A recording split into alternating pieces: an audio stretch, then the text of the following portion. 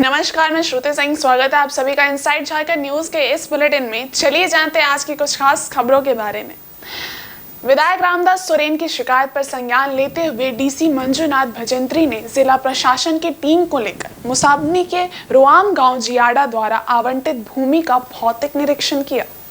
मुसाबनी प्रखंड के रुआम गांव में औद्योगिक हब बनाने के लिए सरकार के द्वारा भूमि बैंक का गठन कर जियाड़ा के द्वारा 21 विभिन्न उद्योगपतियों को अपने उद्योग लगाने के लिए वर्ष 2017 में 218 एकड़ 62 डिसमिल जमीन का आवंटन किया गया था, जिससे क्षेत्र में रोजगार की बाहर आने की उम्मीद जगी थी।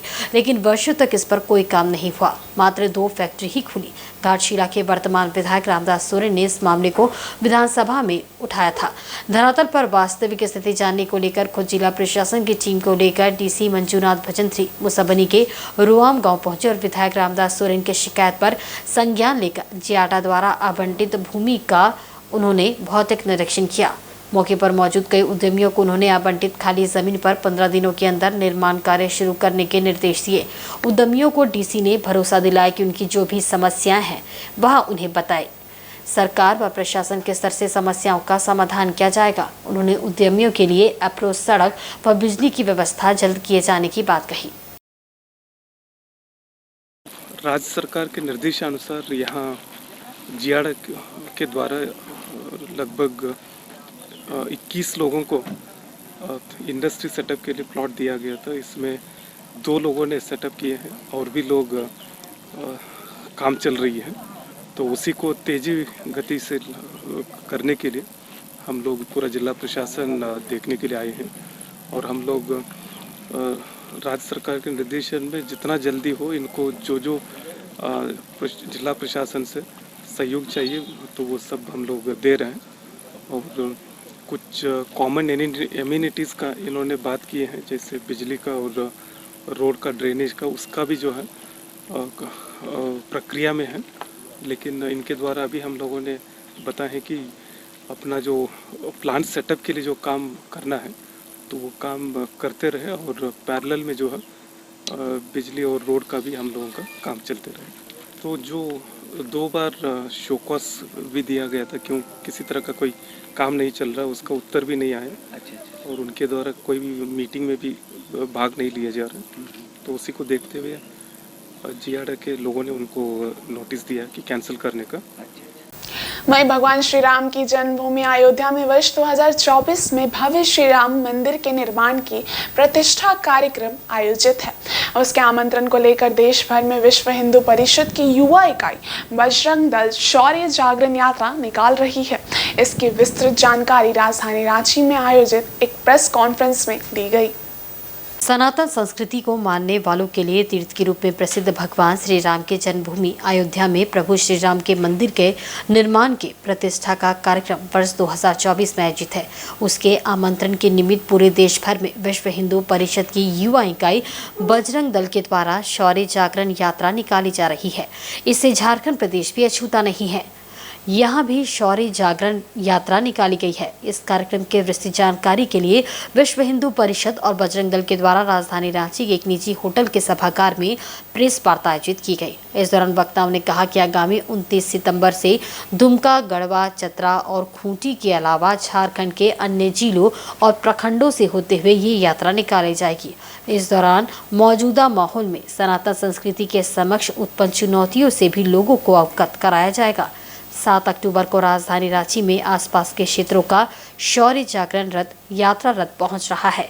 8 अक्टूबर को रांची के धुर्वा के जगन्नाथपुर मैदान में ये चारों शौर्य यात्रा एकत्रित होगी, जहां विशाल धर्म सभा का आयोजन होना है। इसके माध्यम से अयोध्या में होने वाले प्रभु श्री राम के मंदिर निर्माण की प्रतिष्ठा के आमंत्रण का शंखनाद होगा। साथ ही इस धर्म सभा में पूरे झारखंड के साधु संत एकत्रित होकर सनातन संस्कृति के बोध से लोगों को अवगत कराते हुए अपने विचार रखेंगे। प्रांत सामाजिक संस्था प्रमुख विश्व हिंदू परिषद झारखंड।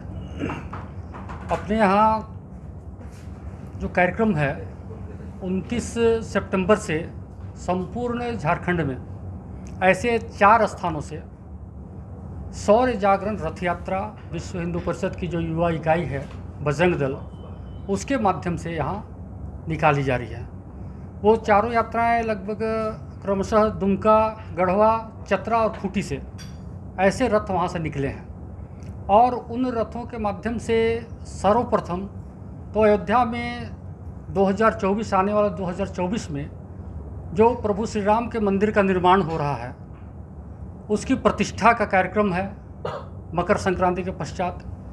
उसके निमित्त एक आमंत्रण संपूर्ण हिंदू समाज को मिले, ऐसा एक आमंत्रण करते हुए उस रथ में अपने कुछ साधु संत भी हैं, वे सभी वहाँ से निकल करके और कई रास्तों में होते हुए, यानी कि झारखंड के विभिन्न जिलों में, सभी जिलों में और कई प्रखंडों में वो रथ पहुँच रहा है, जहाँ एक बहुत विस्तार से एक उत्साह के साथ रथों का स्वागत हो रहा है। भारी श्रद्धालुओं की भीड़ भी जुट रही है और भक्ति का वातावरण बन रहा है। और उधर दक्षिण पूर्व रेलवे के डीसीपीओ महुआ वर्मा के निर्देश पर पश्चिम बंगाल के खड़गपुर रेल मंडल अंतर्गत आने वाले नंदीग्राम में रेल पटरी निर्माण कार्य के दौरान विस्थापित हुए लोगों को चक्रधरपुर रेल मंडल में बहाल किया जा रहा है। इसको लेकर चक्रधरपुर रेल मंडल में कागजी कार्रवाई शुरू कर दी गई है। बताते चले कि पश्चिम बंगाल के नंदीग्राम से तकरीबन 156 विस्थापित लोग अपने अपने दस्तावेजों के साथ चक्रधरपुर रेल मंडल के कार्मिक विभाग के रिक्रूटमेंट सेक्शन पहुंच रहे हैं, जहां से सभी को रेलवे में बहाली को लेकर नियुक्ति पत्र दिया जा रहा है। जानकारी मिली है कि सभी को फिलहाल नियुक्ति पत्र थमाया जा रहा है। इसके बाद मेडिकल आदि प्रक्रिया पूरी करने के बाद सभी की पोस्टिंग भी चक्रधरपुर रेल मंडल के विभिन्न स्टेशनों में दी जाएगी। जिन पदों पर इन्हें बहाल किया जा रहा है उनमें ट्रैकमैन के पद पर सबसे ज़्यादा लोग बहाल हो रहे हैं। इसके अलावा रेलवे अस्पताल सहायक सहित अन्य पदों पर भी इन्हें बहाल किया जा रहा है। पश्चिम बंगाल के नंदीग्राम से झारखंड के चक्रधरपुर नौकरी पाने आए विस्थापितों का कहना है कि उनकी ज़मीन रेल निर्माण कार्य में चली गई थी, लेकिन रेलवे ने उन्हें मुआवजा और नौकरी नहीं दी, जिसके बाद उन्होंने 12 साल के लंबे वक्त तक हाई कोर्ट से लेकर सुप्रीम कोर्ट तक लड़ाई लड़ी। कोर्ट ने उनके पक्ष में सुनवाई करते हुए रेलवे में नौकरी देने को कहा, जिसके बाद रेलवे अब इन्हें बहाल करने को बाध्य हुई और उन्हें चक्रधरपुर में नियुक्ति पत्र सौंपा जा रहा है। इधर इस मामले को लेकर चक्रधरपुर के रेल मंडल में विस्थापित हुए रैयत भी एकजुट होने लगे हैं। मालूम रहे कि पिछले दिनों गीता कोड़ा ने डीसी और डीआरएम के साथ डीआरएम कार्यालय चक्रधरपुर में बैठक कर पहाड़ के विस्थापितों को रेलवे में नौकरी और मुआवजा देने को लेकर वार्ता की थी। मामला कुछ दिन आगे बढ़ने के बाद ठंडे बस्ते में चला गया। अब जब पश्चिम बंगाल के विस्थापितों को चक्रधरपुर में बहाल करने की बात सामने आई है तो विस्थापित इसका विरोध करने लगे हैं। विस्थापितों को लगने लगा है कि उनका हक मारा जा रहा है। सिंहभूम सांसद गीता कोड़ा ने भी खड़गपुर रेल मंडल के विस्थापितों की चक्रधरपुर रेल मंडल में नियुक्ति को गंभीरता से लिया है और कहा है कि जल्द ही रेलवे के वरीय पदाधिकारियों से इसको लेकर बात की जाएगी। और इधर जमशेदपुर के सुंदरनगर थाना अंतर्गत तुरामडी माइंस के जमीनदाताओं ने जुगसराय विधायक मंगल कालिंदी से मुलाकात कर स्थानीय पुलिस के द्वारा भयादोहन किए जाने की शिकायत की है। लोगों ने बताया कि सुंदरनगर थाने में पदस्थापित छोटा बाबू द्वारा उन्हें आंदोलन किए जाने पर महिला को अपशब्द कहे जाने पर मुकदमे में फंसाने की धमकी दी जा रही है, जिससे जमींदाता दहशत में है और अपनी मांगों को लेकर धरना प्रदर्शन करने से घबरा रहे हैं। एक महिला ने बताया कि यूसीआईएल कंपनी में उन्होंने अपनी ज़मीन दी है, मगर कंपनी अब अपने वायदे से मुकर रही है। जब भी अपनी मांगों को लेकर वे धरना प्रदर्शन करती है तो स्थानीय पुलिस और कुछ ग्रामीणों के सह पर कंपनी उनके साथ दुर्व्यवहार करती है। उन्होंने बताया कि वे सभी अपनी मांगों को लेकर शांतिपूर्ण प्रदर्शन कर रहे हैं, मगर स्थानीय पुलिस के छोटा बाबू द्वारा उनके साथ बदसलूकी की गई। इधर ग्रामीणों की शिकायत पर विधायक मंगल कालिंदी आग बबूला हो उठे और सुंदरनगर थाना प्रभारी को फोन कर ऐसे पुलिसकर्मियों के खिलाफ सख्त कार्रवाई करने की नसीहत दी है। उन्होंने बताया कि झारखंड सरकार ऐसे पुलिसकर्मियों को कभी बर्दाश्त नहीं करेगी। लोकतंत्र में सभी को अपना हक रखने का अधिकार है। यदि ऐसे पुलिसकर्मियों के खिलाफ कार्रवाई नहीं की जाती है तो मजबूरन उन्हें आगे आना होगा। उन्होंने ग्रामीणों को हर संभव सहयोग का भरोसा दिलाया।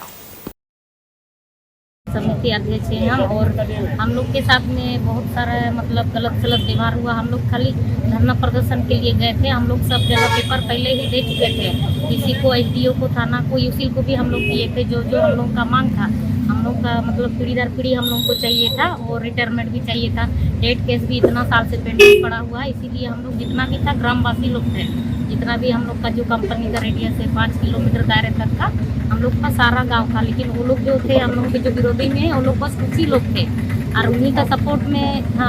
शांतिपूर्वक धर्मों के साथ में थाना वाला लोग था, हर्ष था जो छोटा बाबू है, वही उन लोग का सपोर्ट में था, और हम लोग को कोई भी किसी भी तरह का कोई मदद नहीं मिला।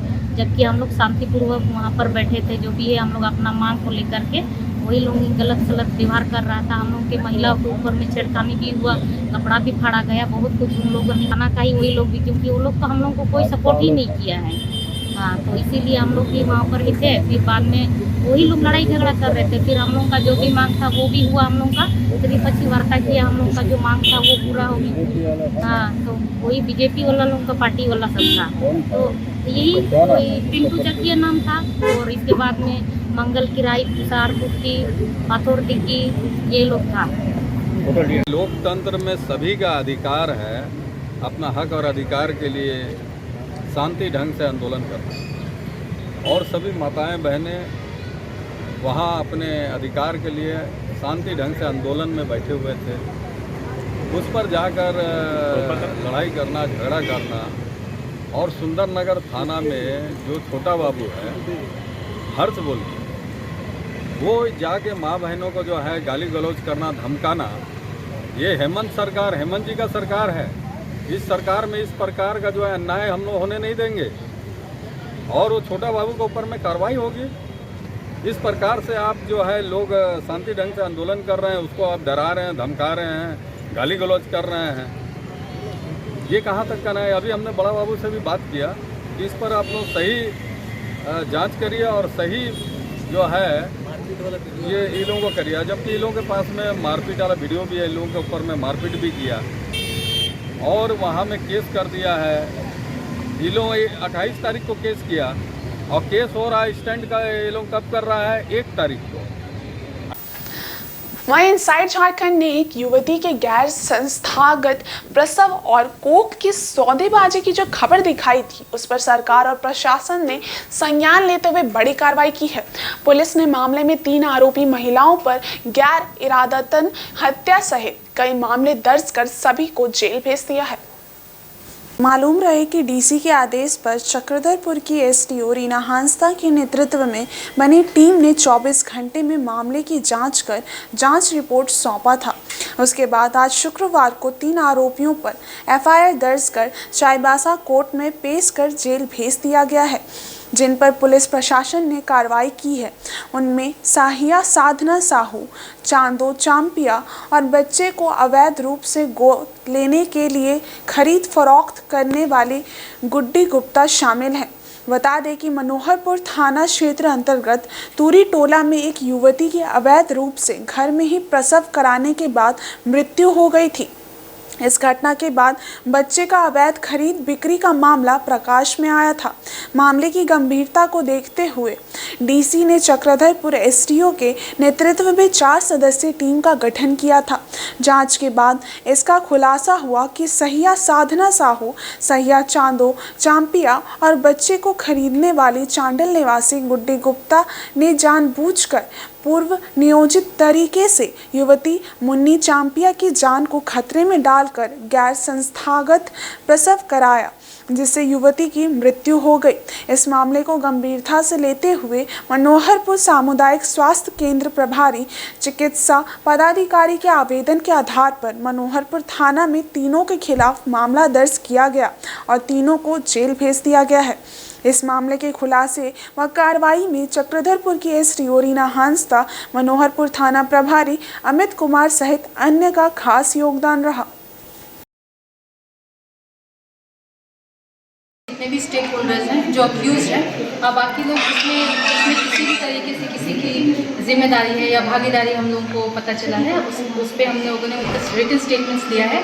बाकी अभी जो एविडेंस सामने आएगा उसके बेसिस पे हम लोग इंक्वायरी रिपोर्ट बना करके अभी देखिए जवाब के तो बहुत कोई लग रहा है, लेकिन अभी की सब जब तक कि सबके स्टेटमेंट्स और एविडेंस को एक साथ हम लोग एनालाइज करके नहीं देखेंगे, अभी किसी पे भी दोषी ठहराना उचित नहीं है। इसमें देखिए कोई कोऑर्डिनेशन इशू हुआ था, क्योंकि ये कॉम्प्लिकेटेड था। ये जो पोस्टमार्टम था हमारे चक्रधरपुर में नहीं हो पाता, क्योंकि यहाँ पे एक्सपर्ट्स नहीं है, फोरेंसिक एक्सपर्ट्स नहीं है। इसकी वजह से ये टाटा भेजा गया और वहाँ पे कुछ कोऑर्डिनेशन इशू हो गया था दोनों जिला के प्रशासन के बीच में, जो अभी सॉर्ट आउट हो गया है और वो पोस्टमार्टम नहीं हुआ। वहीं सरायकेला जिले के कमरिया एवं सीमावर्ती कांड्रा थाना क्षेत्र अंतर्गत मुर्गा गुट्टू गांव के नाले में एक लावारिस महिला का शव बरामद हुआ है।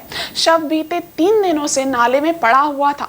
कमरिया एवं कांड्रा थाना के बीच सीमा विवाद के चलते शव 3 दिनों तक नाले में ही सड़ता रहा। प्राप्त जानकारी के अनुसार गम्हरिया थाना क्षेत्र अंतर्गत रापचा पंचायत के मुर्गा गुट्टू गांव के आसपास एक वृद्ध महिला लावारिस रूप से घूमा करती थी। पिछले 3 दिनों पूर्व अत्यधिक बारिश होने के चलते महिला के नाले में गिरने से संभवतः उसकी मौत हो गई थी, जिसके बाद शव 3 दिनों से नाले में ही पड़ा हुआ है। स्थानीय ग्रामीणों द्वारा 3 दिन पूर्व गम्हरिया थाना पुलिस को शव मिलने की जानकारी दी गई थी, लेकिन बारिश के कारण महिला का शव नाले से नहीं निकाला जा सका। इधर शव के सड़ने के बाद ग्रामीणों द्वारा रापचा पंचायत से सटे कांड्रा पुलिस को भी मामले की जानकारी दी गई, जिसके बाद कांड्रा थाना प्रभारी पास्कल टुप्पो ने मौके पर पहुंचकर लावारिस महिला के शव को नाले से निकालकर पोस्टमार्टम के लिए भेजा और आगे पुलिस जांच में जुट गई है। रघुनाथ मंडल बगल वाला पंचायत गुरुड़ी पंचायत है, ये रक्षा पंचायत के अंतर आता है। ये बारिश से पहले एक बुढ़िया लावारिस थी, इधर उधर घूमते रहती, उसको कोई आने में नहीं, किसी को मांगती भी नहीं, जो दिया तो खा लिया, नहीं तो बारिश में भी नाला में गिरती कभी क्या, उसको कोई आता पता कोई ठिकाना नहीं था। लावारिस है कहाँ का है क्या है नहीं, कोई उसको बोलता भी नहीं था। तो अचानक परसों से हमको खबर मिला काना भूसी करके कि वहाँ लाश है। तो किसका लाश है इधर तो आते भी नहीं हम लोग। तो बाद में पता किया क्या है नहीं है, तो जो रोड में घूमते रहती, नाला में गिरते रहती थी, पागल थी बुढ़िया। वही लोग बताया कि जो गांव वाला कि हाँ पागल बुढ़िया मरी हुई है। और वह हमको जिसमें लगता है आगे से ऊपर से ही आया, इधर तो कोई देखिए जिंदा आदमी मिल नहीं घुसता है। वो जो रोड जहाँ क्रॉस किया नाला को वहीं गई गिरी होगी, और उस टाइम बारिश में नाला में ज़्यादा तेज पानी था।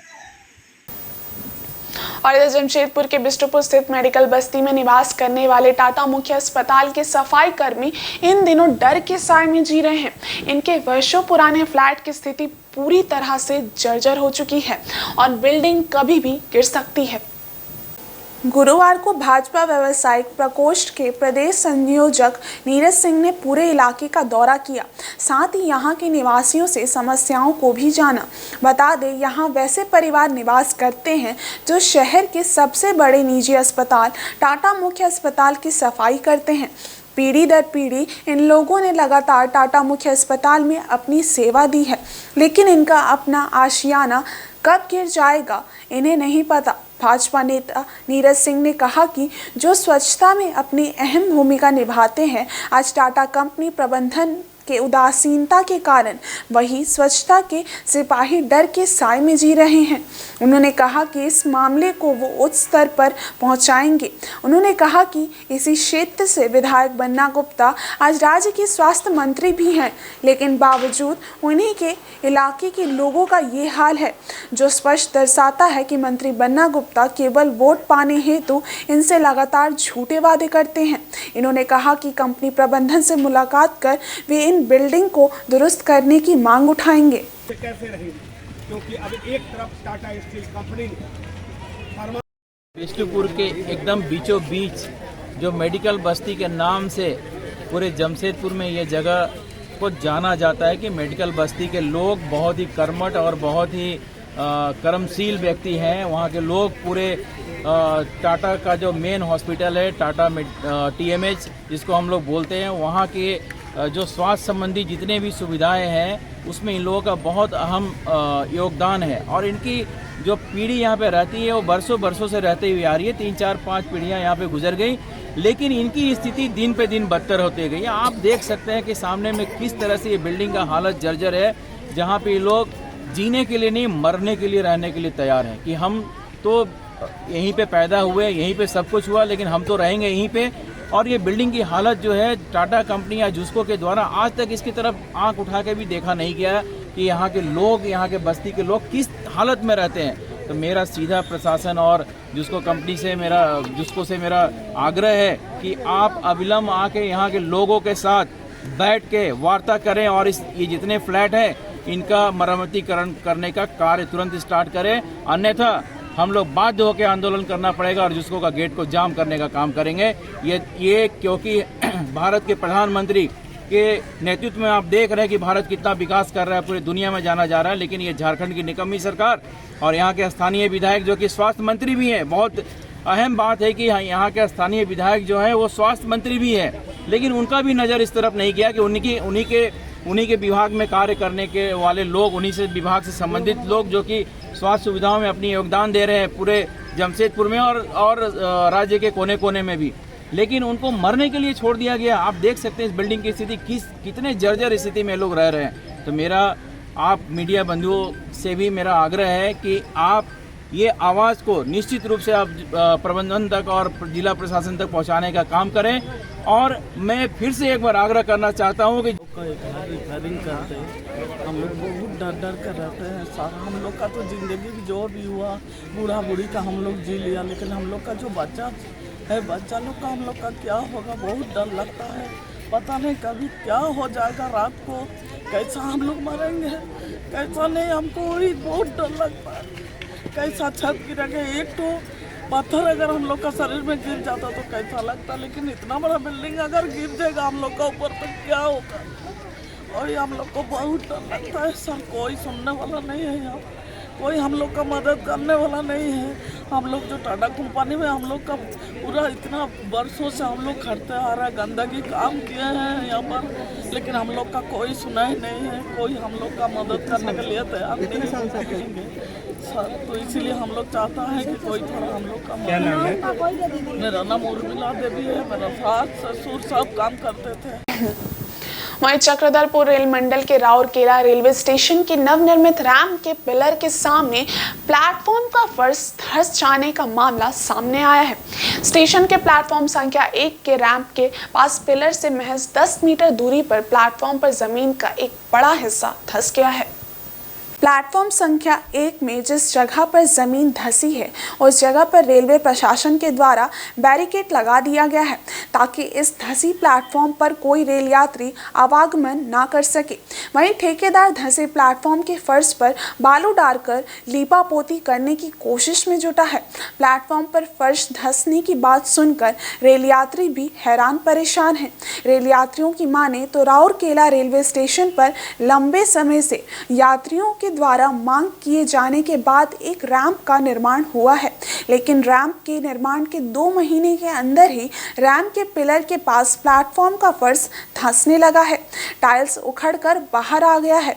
यात्री भी इस फर्श पर चलकर लड़खड़ा जाएंगे और उन्हें चोट भी लग सकती है। प्लेटफॉर्म के धंसे फर्श से निर्माण कार्य के गुणवत्ता पर भी सवाल उठने लगे हैं। उल्लेखनीय है कि 7 अक्टूबर के दिन दक्षिण पूर्व रेलवे के महाप्रबंधक का राउरकेला रेलवे स्टेशन पर 1 दिवसीय निरीक्षण का कार्यक्रम है। ऐसे में नवनिर्मित रैंप के पिलर के पास प्लेटफॉर्म धंस जाने से स्थानीय रेल अधिकारियों की नींद उड़ गई है। उन्हें ये डर सताने लगा है कि कहीं प्लेटफॉर्म की धंसी जमीन की जानकारी रेल जीएम को ना हो जाए और उन पर कोई गाज ना गिर जाए। इधर क्षेत्र के लोगों के निर्माण कार्य से जुड़े ठेकेदार पर कार्रवाई की मांग की है।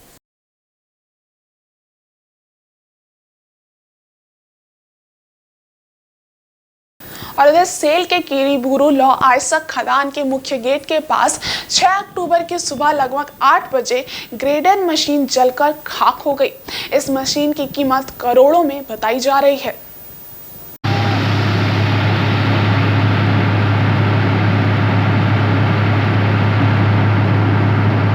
जानकारी के मुताबिक इस ग्रेडर मशीन को सूरजलाल नामक सेल कर्मी चला रहा था। पिछले कुछ महीनों से जारी निरंतर भारी वर्षा की वजह से खदान के अंदर की कच्ची सड़कें गड्ढों में तब्दील हो गई थी। गड्ढे में तब्दील सड़क को समतल करने का काम इस मशीन से किया जा रहा था। जब ग्रेडर मशीन खदान के मुख्य गेट के पास की सड़क को समतल कर रहा था, तभी अचानक ग्रेडर मशीन में आग लग गई। आग तेजी से फैलने लगी। चालक सूरज लाल ने वाहन से कूदकर अपनी जान बचाई। इसके बाद गेट पर तैनात सीआरपीएफ के जवानों ने आग बुझाने वाले यंत्र से आग बुझाने में सफलता पाई। बताया जा रहा है कि ग्रेडर का मेंटेनेंस समय पर नहीं होता है, यही वजह है कि मशीन में आग लग गई। बता दें कि इन दिनों सेल के निदेशक AK सिंह कीरी बुरू के दौरे पर हैं और ऐसे समय में इस तरह की घटना से सेल की व्यवस्था पर सवाल खड़े हो रहे हैं।